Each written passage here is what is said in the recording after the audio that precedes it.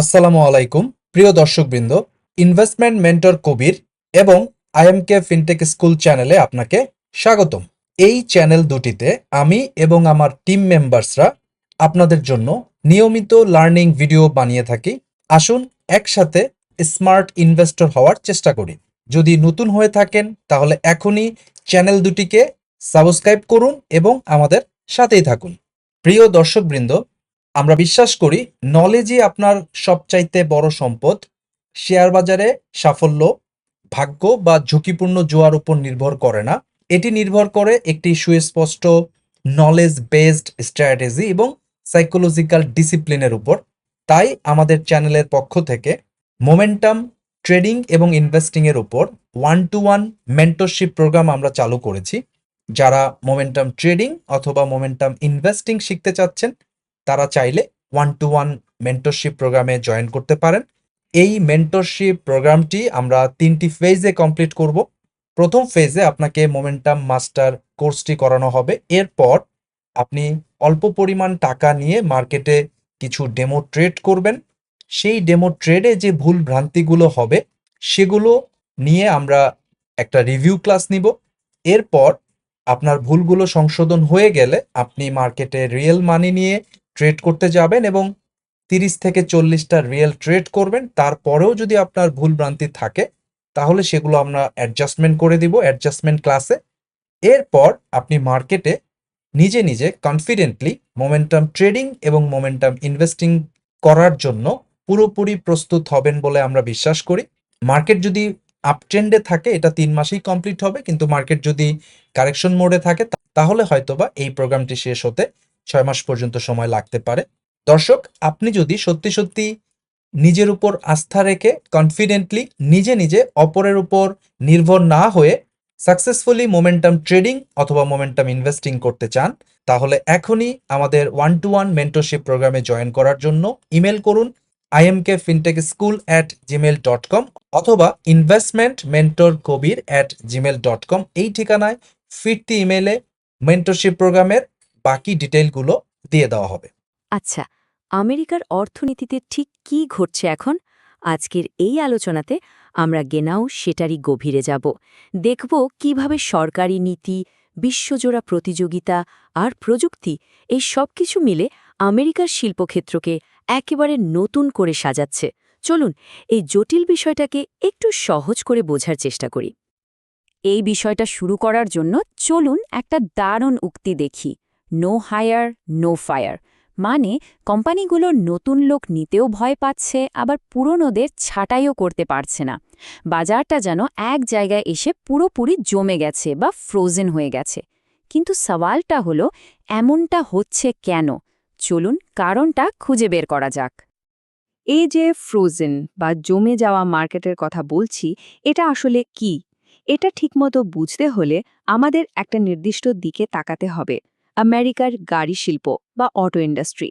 কারণ এই একটা শিল্পকে দেখলে আমরা পুরো অর্থনীতির ভেতরের টানাপোড়নটা খুব ভালোভাবে বুঝতে পারব। দেখুন, গাড়ি নির্মাতারা কি এক অদ্ভুত চ্যালেঞ্জের মধ্যে পড়েছে। একদিকে বাইডেন প্রশাসন চাইছে দেশে ইলেকট্রিক গাড়ির ব্যবহার হু হু করে বাড়ুক, আর অন্যদিকে ঠিকের আগে ট্রাম্প প্রশাসন চেয়েছিল এই সংক্রান্ত সব নীতি বাতিল করে দিতে। একবার ভেবে দেখুন তো, যেখানে নীতির এমন নাটকীয় পটপরিবর্তন হয়, সেখানে দাঁড়িয়ে কোনো কোম্পানি কিভাবে 5-10 বছরের জন্য পরিকল্পনা করবে? আর এই ব্যাপারটা যে কতটা জটিল তা একদম পরিষ্কার হয়ে যায় ফোর্ডের সিইও জিম ফার্লির এই কথাটায়। যখন মিলিয়ন মিলিয়ন ডলার বিনিয়োগের প্রশ্ন আসে, তখন এই ধরনের অনিশ্চয়তা কিন্তু পুরো শিল্পকেই পিছিয়ে দেয়। এটা মোটেও কোনো ভালো সংকেত নয়। তো এটা তো গেল দেশের ভেতরে রাজনৈতিক টানাপোড়েন, কিন্তু বাইরের হুমকিটাও কিন্তু কম বড় নয়। বিশ্ববাজারের দিকে তাকালে আসল ছবিটা পরিষ্কার হয়। দেখুন, ইলেকট্রিক গাড়ির বাজারে চীন কোথায় চলে গেছে।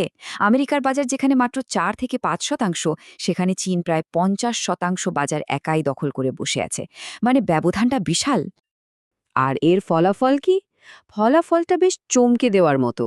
BYD নামের একটা চীনা কোম্পানি টেসলাকে পেছনে ফেলে এখন বিশ্বের 1 নম্বর ইলেকট্রিক গাড়ি বিক্রেতা।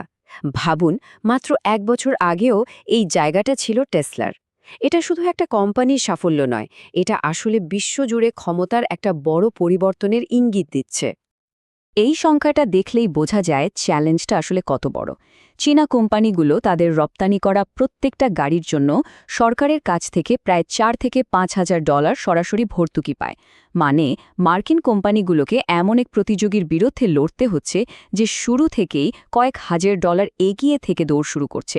লড়াইটা তো অসম হতেই বাধ্য। আর এই পুরো পরিস্থিতিটা যে কতটা কঠিন তা জিম ফরলির একটা কথাতেই স্পষ্ট হয়ে যায়। তিনি বলছেন, ভর্তুকি পাওয়া চীনা কোম্পানিগুলোর সাথে প্রতিযোগিতা করাটা সম্ভবত তার ক্যারিয়ারের সবচেয়ে কঠিন লড়াই। এটা শুধু একটা বিজনেস চ্যালেঞ্জ নয়, এটা অস্তিত্ব রক্ষার লড়াই। তো আমরা তো শুধু গাড়ি শিল্পের কথা বলছি, কিন্তু এর প্রভাব তো আরও অনেক গভীরে, তাই না?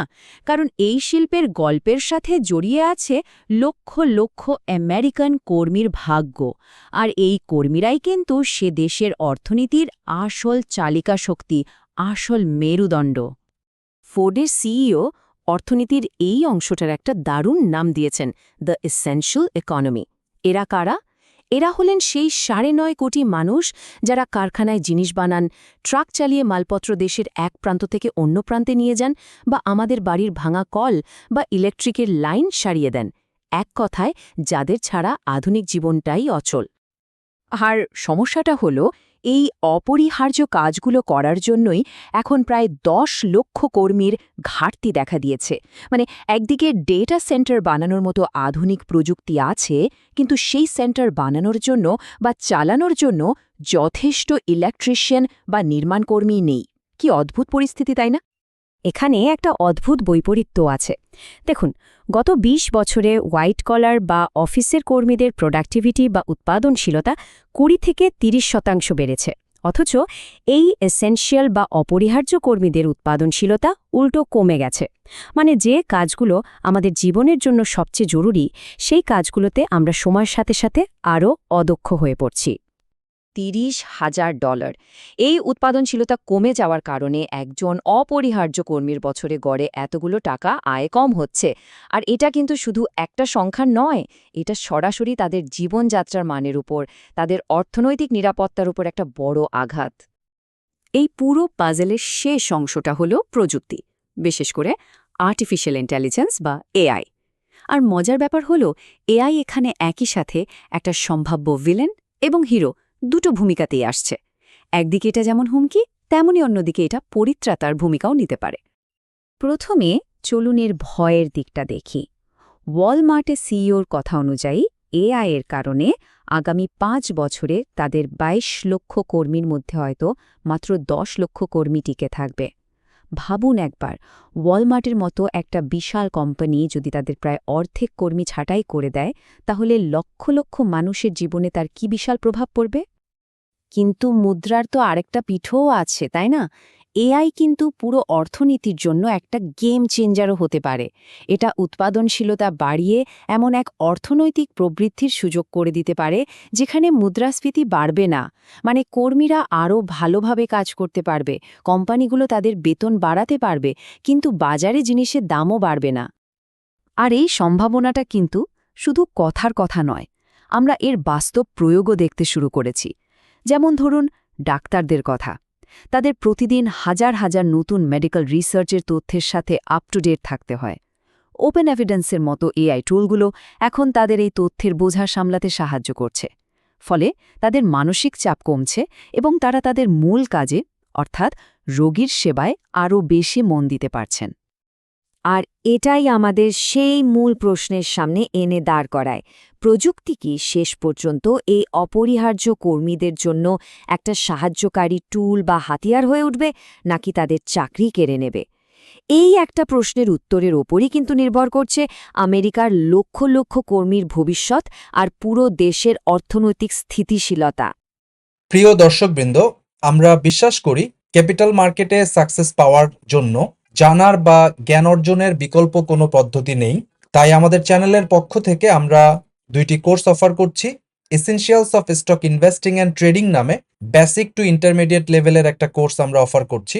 এই কোর্সে আপনি বেসিক টু ইন্টারমিডিয়েট লেভেলের ফান্ডামেন্টাল এবং টেকনিক্যাল অ্যানালাইসিস জানতে পারবেন। যারা একেবারেই নতুন তাদের জন্য আমরা এই কোর্সটি রেকমেন্ড করি। এছাড়াও মাস্টার দ্য মার্কেট নামে আমাদের অ্যাডভান্স লেভেলের আরেকটি কোর্স আছে, যারা বেসিক টু ইন্টারমিডিয়েট লেভেলের স্টক ইনভেস্টিং এবং ট্রেডিং অর্থাৎ ফান্ডামেন্টাল বা টেকনিক্যাল সম্পর্কে জানেন, তারা চাইলে অ্যাডভান্স লেভেলের মাস্টার দ্য মার্কেট কোর্সে জয়েন করতে পারেন। প্রতি শুক্রবার রাত 8:30 আমাদের নতুন ব্যাচ চালু হয়। আমরা বিশ্বাস করি সাকসেসফুল ইনভেস্টর এবং ট্রেডার হওয়ার জার্নিতে আমরা অবশ্যই আপনাকে হেল্প করতে পারবো।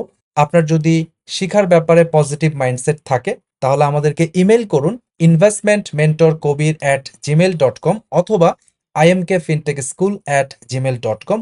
এই ঠিকানায় ফিরতি ইমেইলে কোর্সের ডিটেল আউটলাইনটা আপনি পেয়ে যাবেন।